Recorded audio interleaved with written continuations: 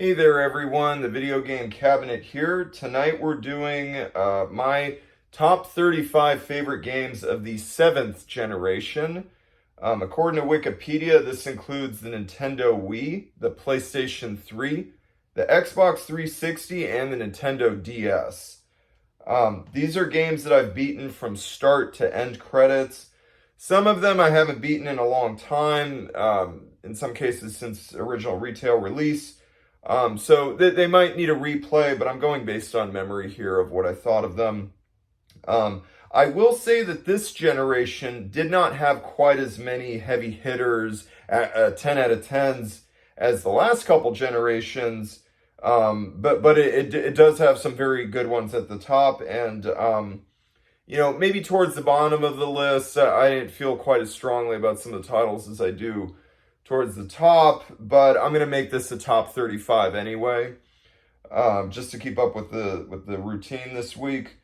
I will not be including any reskins or compilations here. I will only include a drastic remake.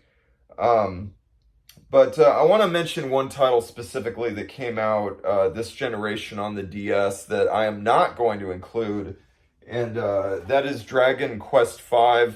I talked about this game on Generation 4, and I put the Super Famicom version as my number 2 game of that generation.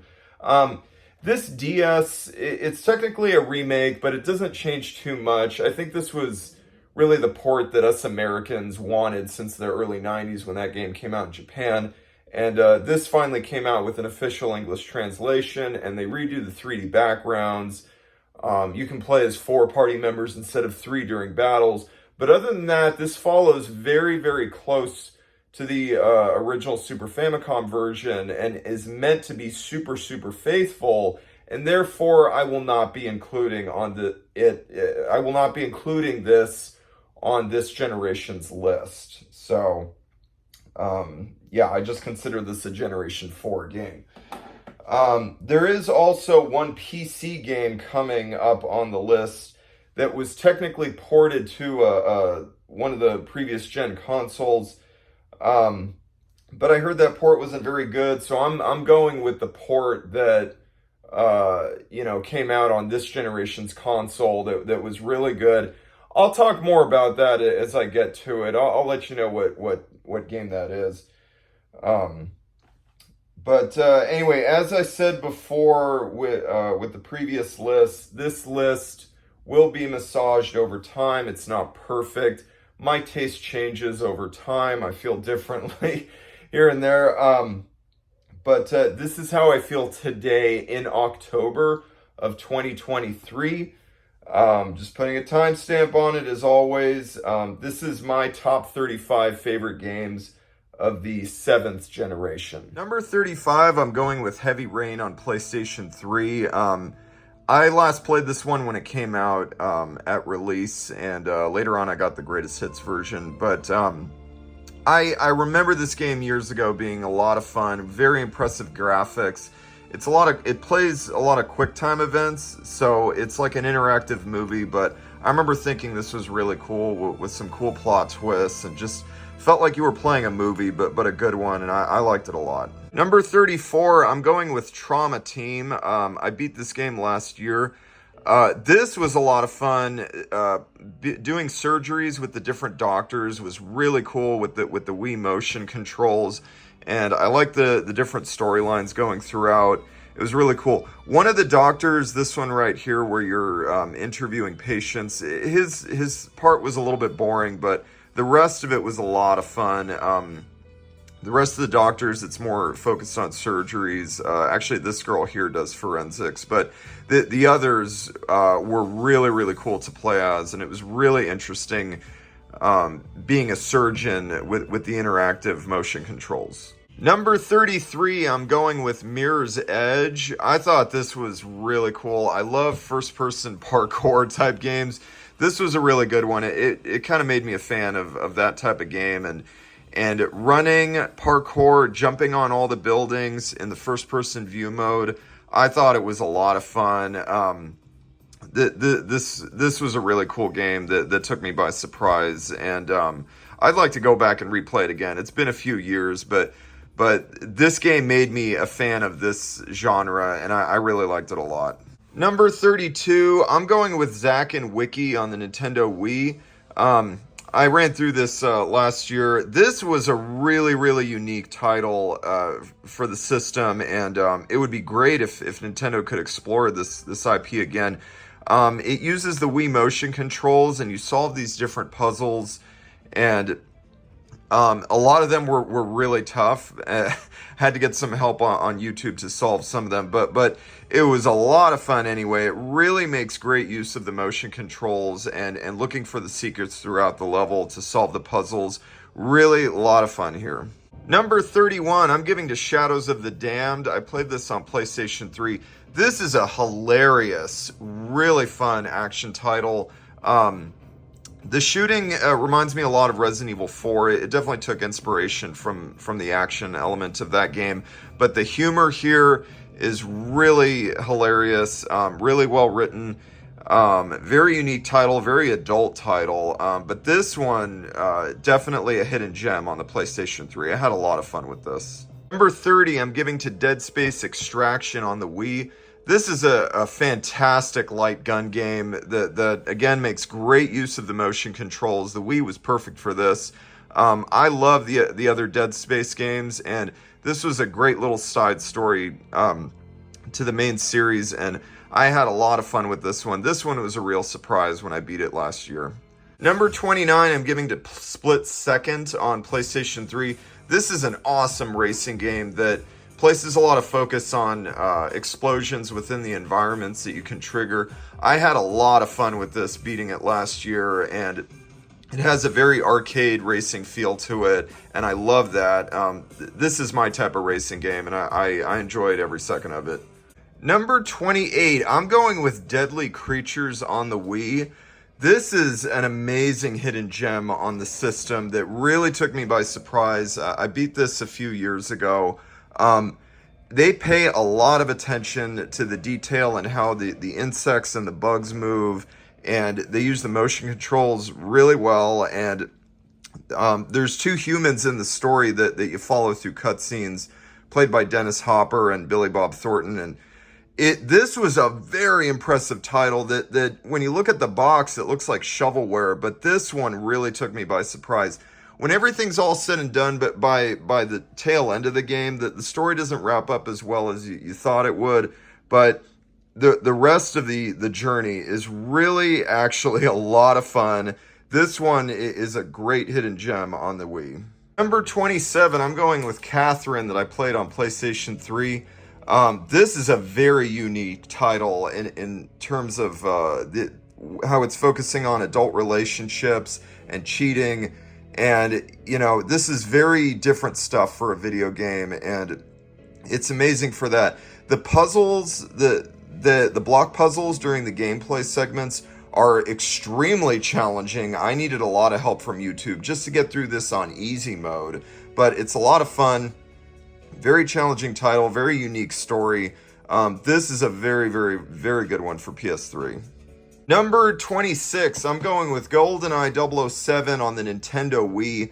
This was a very imaginative remake of the Nintendo 64 masterpiece that basically you're playing as Daniel Craig instead of Pierce Brosnan, and they mix up things a lot in this game, and the motion controls work really well. It was just so cool the way they take the same story and script from the N64 game, what the movie it's based on, but they put it with Daniel Craig's character, and a lot of stuff changes here with the characters and little story beats. This one was really cool, and the shooting and the gameplay and the stealth were also amazing, as was the multiplayer that I played a little bit of, but mostly single player. Beat this last year. This was a very, very fun title. Number 25, I'm going with Portal 2. I played it on PlayStation 3.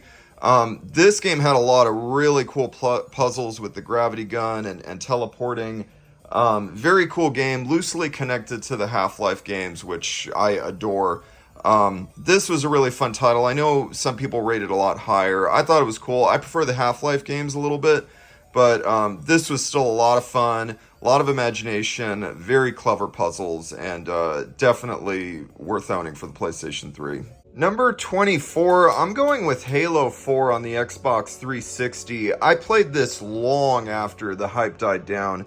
I think it was just like 3 or 4 years ago I finally played through this, and I thought it was really cool. I've heard fans dog on this one because this is after Bungie abandoned the series, and then I guess it went to 343, but I thought they did a really good job. I thought this had an epic feel to it. I thought the fighting and the battles were epic. I like the new enemy race, the Prometheans, and their new weapons.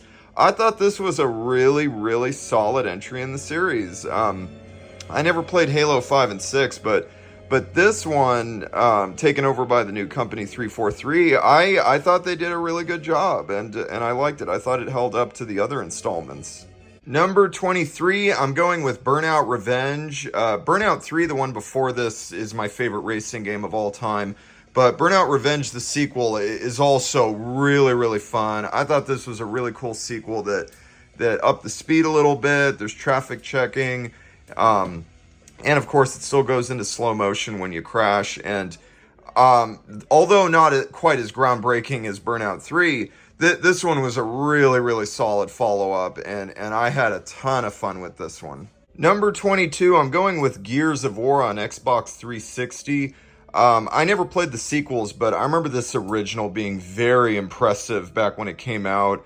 The multiplayer was super fun, super addicting. The single player was really cool. The graphics really, really looked next gen. This was a very impressive title, and it popularized the third person duck and cover and shoot type gameplay that was imitated by a lot of games after this came out. But this one really, really had very, very addicting gameplay, and I had a lot of fun with this. Number 21, I'm going with Call of Duty 4 Modern Warfare that I played on the Xbox 360.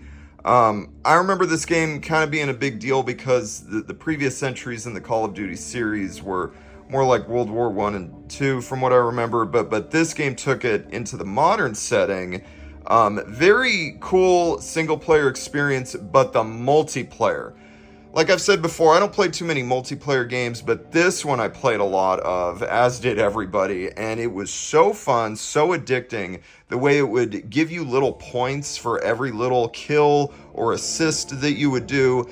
It just made the whole experience that much more addicting and that much fun. And you know, when you threw a grenade, it really meant something. Like some of the grenades that you would throw in Halo, you could take them and be fine. In this game, I remember when you threw a grenade, it meant get the hell out of there or throw it back or something. Do not get hit by the grenades. That and the point system really made this just a really, really memorable multiplayer experience. Number 20, I'm going with Sin and Punishment Star Successor on the Nintendo Wii. The original Sin and Punishment on the Japanese N64 was a great game, but this sequel is outstanding. I love this. The motion controls are great. As a 3D on-rails shooter, this is one of the best there is. I thought it was really, really good. It's been a good 4 years since I played through this one back in 2019, but I just remember having a lot of fun with this title.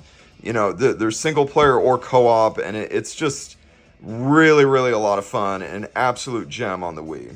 Number 19, I'm going with Advance Wars Dual Strike. Again, I'm going by memory here. I haven't played this since it came out at release, but I remember it being phenomenal. Really, really good sequel to the wonderful Game Boy Advance original. This one, I'm going to have to go back and play it again, but I remember just having an outstanding time with the dual screen and everything. Really made great use of that. And this is just a great series, and this and the original are just fantastic turn-based tactical games. Number 18, I'm going with The Puppeteer for PlayStation 3. I played this a couple years ago, and I thought it was wonderful. Beautiful game with very unique setting in the theater, and the voiceovers are very charming. The platforming is fantastic. This is a really, really surprisingly great hidden gem on the PlayStation 3, and it's not to be missed. I absolutely love this game, and this is a recent playthrough, and I had a great time. Number 17, I'm going with Virtua Fighter 5 for the Xbox 360. It's been a long time, but I remember being super excited for this when I heard that it was going to be online, because the PS3 version was not. And I remember after the brilliance that was Virtua Fighter 4 on the PS2, I was so stoked to finally play 5 and have it online. It's been a long time since I popped this in, but I remember it just being a further refinement of the deepest and most technical 3D fighting around. There's subtle changes here, and there's a couple new characters, but I remember this being just a really, really great fighter. It's definitely one that I want to go back to since it's been so long. But yeah, this was another great installment in the fantastic Virtua Fighter series. Number 16, I'm going with Tom Clancy's Ghost Recon Advanced Warfighter. Man, it has been a long, long time since I played this one. But I remember buying this right when I got the Xbox 360, and this title blowing me away. It's very methodical, tactical, shooting and sniping, and very impressive graphics for an early 360 title. God damn, it's been so long. I absolutely have to go back and replay this one, but I just remember loving it so much. That's why I'm placing it around here on the list. That's how much I remember loving it, but it's definitely going to need a replay. But this was a very, very impressive title for the time, and definitely pushed me to get an Xbox 360 immediately. Number 15, I'm giving a tie to the original Dead Space and Dead Space 2 on PlayStation 3. That's where I played them. These are amazing, super atmospheric, super creepy, super scary survival horror games set in space. These are wonderful. I actually, last month, I just played through the remake that's on PlayStation 5 right now. But these two originals, really, really atmospheric, scary as hell survival horror games for their times. Lots of fun. The enemies were just so different, and the way you had to blow off their limbs and everything. And when you went out into space and everything was super quiet, and then you went back on the ship and it was noisy again. Really, really, really cool stuff. Just outstanding survival horror right here, both of these. Number 14, I'm going with Castlevania Dawn of Sorrow on Nintendo DS. This might be my favorite portable Castlevania that I've played. I didn't play the other two that came out on DS after this. I think they were called Portrait of Ruin and Order of Ecclesia. I haven't played those yet, but this one, very close between this and Aria of Sorrow and Circle of the Moon, but I might give the edge to this one. This was a really, really good sized quest. I love the abilities that you got. It was practical. This was kind of a direct sequel to the slightly in the future setting of Aria of Sorrow, and they did a really, really good job with this one. You have to use the stylus to seal up the bosses after you battle them, but other than that, it was a lot of fun. Very challenging boss battles. Just like all the other really good Metroidvania, Castlevanias. Great RPG elements here. Great castle to explore. This one was an excellent quest. Number 13, I'm giving to the original Bayonetta that I played on Xbox 360. This was a phenomenal start to a series that just got better from here. But this first entry is great. Bayonetta has a lot of personality. Some of the cutscenes drag a bit, and there's not too much enemy variety as I would have liked. But the combat itself is deep, it's beautiful, it's flowing. There's lots of combos you can do. There's different weapons you can pick up. You can slow down and do witch time a little bit. There's more focus on that in the sequels, though. But this one was still a wonderful, wonderful title and a must-own action game for the 360. Number 12, I'm giving to Spec Ops: The Line that I played on Xbox 360. This one I played through about 2 or 3 years ago. I'm gonna have to go back and play it again. This is another one that the more I think about it, the better it gets. This was a really, really cool story. The way you're this soldier out in the desert, and you guys get gunned down in your helicopter, and I don't want to spoil too much, but it almost feels like a Twilight Zone episode, and it takes a lot of inspiration from the story Heart of Darkness that inspired the Apocalypse Now movie, and it's really, really mind-blowing and mind-bending at the end, and it's got some amazing twists. And this is one, again, that I'm just going to have to go back and replay, because I think it's going to get even better the more that I think about it and play it. But as is, this is a great title, and for now I'm giving it number 12. Number 11, I'm going with Xenoblade Chronicles on the Wii. God, I played this back when it came out. It took me 70 hours to get all the way through, and very recently, in the last year or two, I played part 2 and 3 on the Switch. But this original was fantastic. There's a big, beautiful world to explore that you're exploring on top of these two giants that are clashed together, and it's just an amazing, imaginative title with a really good story that is very heartbreaking at the beginning, and it gets really good all the way through. I prefer Monolith Soft's previous work a little bit, where they focused a bit more on plot. It seems like with the Xenoblade games, they wanted to focus more on the gameplay and the exploration, which is cool, but they still had a very solid story with this. Like I said, I prefer Xenogears and Xenosaga a bit. You saw how high I rated those games on my previous generation lists. But the Xenoblade Chronicles original here is still a wonderful game, not to be missed. Absolute must-own for the Nintendo Wii. Number 10, I'm giving to Red Dead Redemption on PlayStation 3. God, I played through this over 10 years ago, so it's been a while, but I remember it being an amazing, epic, open-world Western.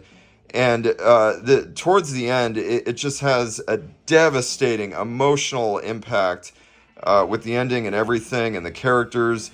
John Marston was an amazing lead, and I loved all the other characters that you run into in this game. Great story, long quest, but just a wonderful game from start to finish. Number 9, I'm giving to Escatos for the Japanese Xbox 360 for its incredible chiptune soundtrack and just excellent shmup gameplay. You know, the gameplay here, it's simple, it's old school, but it's fun, it's challenging, and again, I cannot stress enough how incredible the chiptune soundtrack here is. Like I said, this game is very old school, it's a throwback, but it works beautifully. This game is incredible, so replayable, so much fun, and great challenge, but they give you extra lives the more that you play. And it's just an absolute joy from start to finish. Number 8, I'm going with Folklore on the PlayStation 3. I beat this last year, and this is another one that the more I think about it, the more I really, really loved this game. It starts off with a gorgeous CG cutscene intro, and just a very intriguing plot that it's like a whodunit mixed with Alice in Wonderland, and just incredible atmosphere. I will say that a good majority of the game in the middle, they rely on these comic book style cutscenes instead of fully voice acted cutscenes, and that takes away a little bit of the dramatic impact of some of the story beats. But towards the end of the game, I would say like the final third, they start cranking out more voice-acted CG cutscenes, and it gives the big plot points the dramatic oomph that they need, and it's fantastic. The plot really was incredible. I remember the whole story being amazing, and the characters unforgettable, and just the atmosphere. It's just an amazing hidden gem on the PlayStation 3, and not enough people played this. I want to go back and do the DLC that you got to download, but yeah, as is, just the base game was fantastic alone. Number 7, I'm going with Ultra Street Fighter 4. Man, I sunk so many hours online into this game back in its heyday, and it was a phenomenal entry in the wonderful, very influential fighting game series. This was excellent. It brought a lot of the older characters from 2 back that people missed in 3. A lot of fan service there, but it was a great game anyway.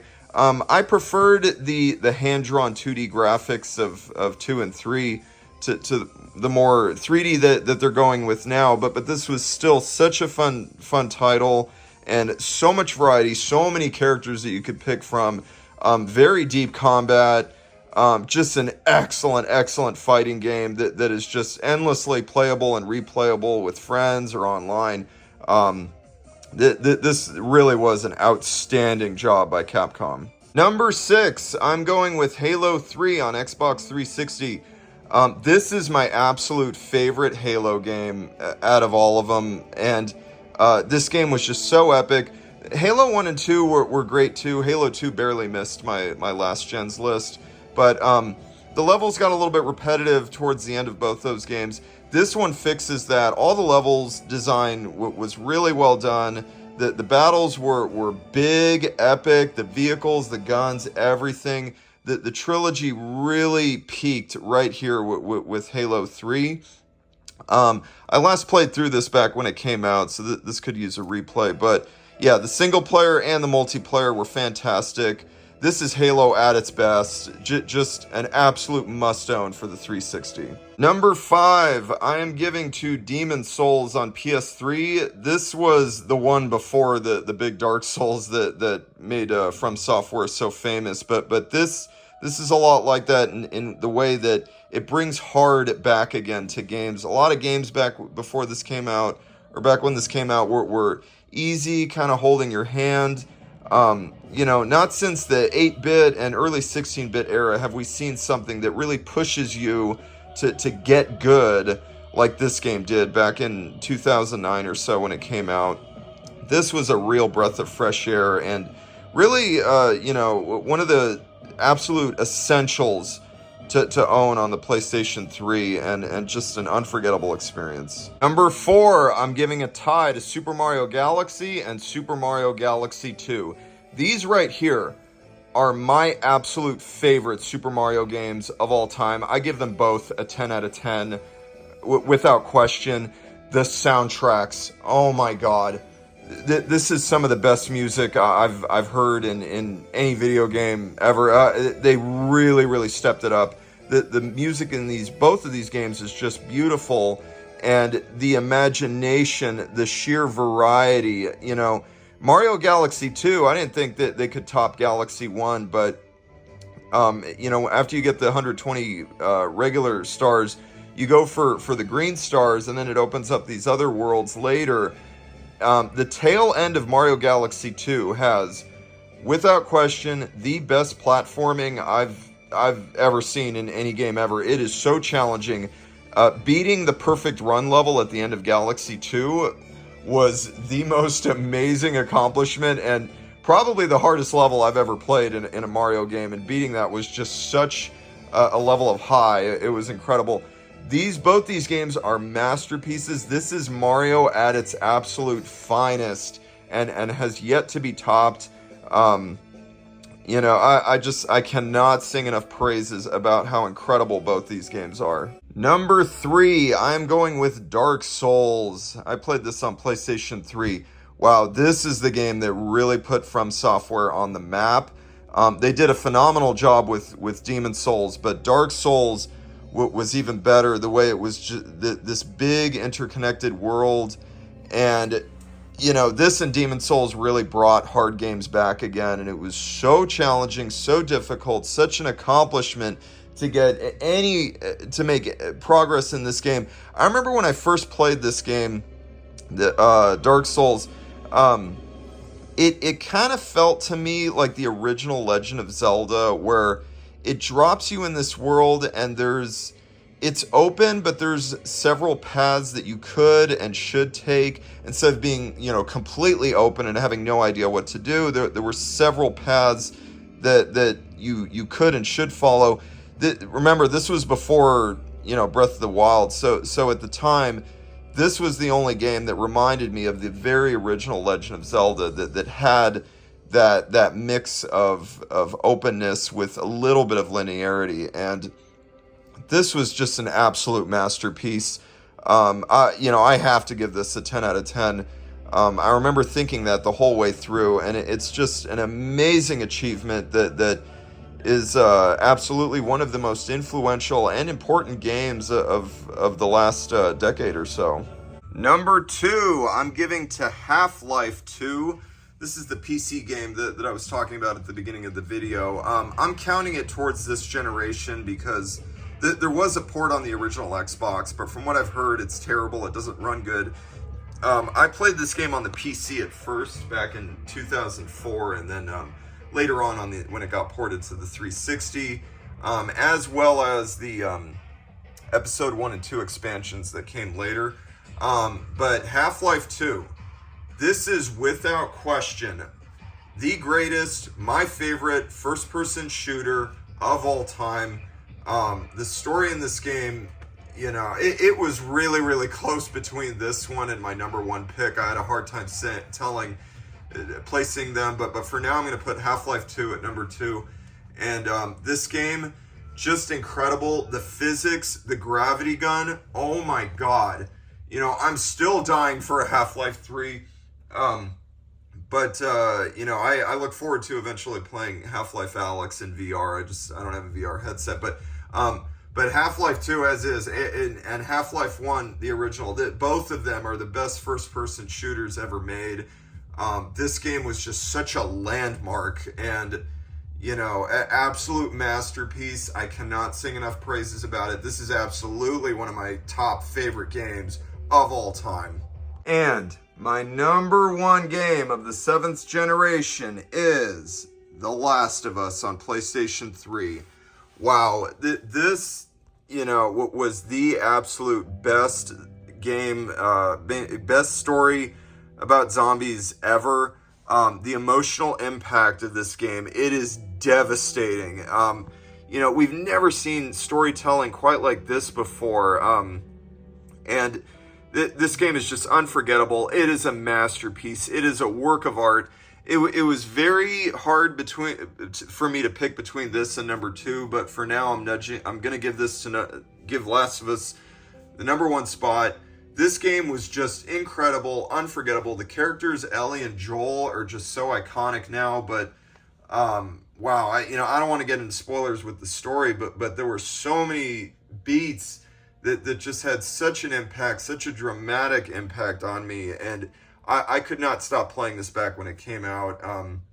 I played through this, and then I later played through the remastered on PS4, and eventually I want to get the reskin on PS5. But this game was just unforgettable.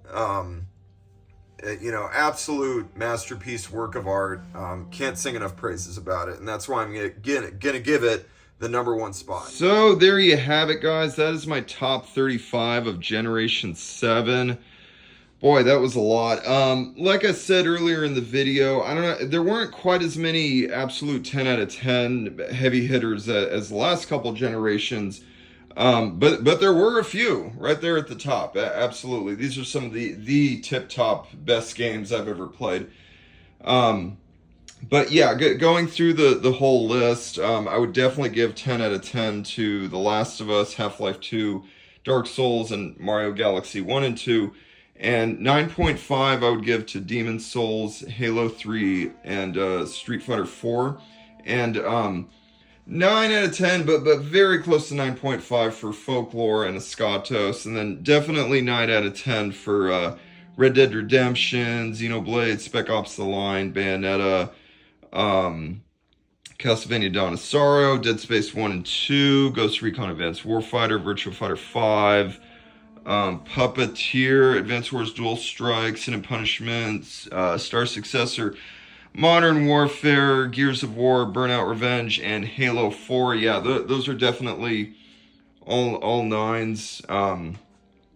And starting here, Portal 2, GoldenEye, Catherine, Deadly Creatures, and Split Second. I'd go 8.5 on those. And at the bottom here, I would give an 8 out of 10 to Dead Space Extraction, Shadows of the Damned, Zack and Wiki, Mirror's Edge, Trauma Team, and Heavy Rain.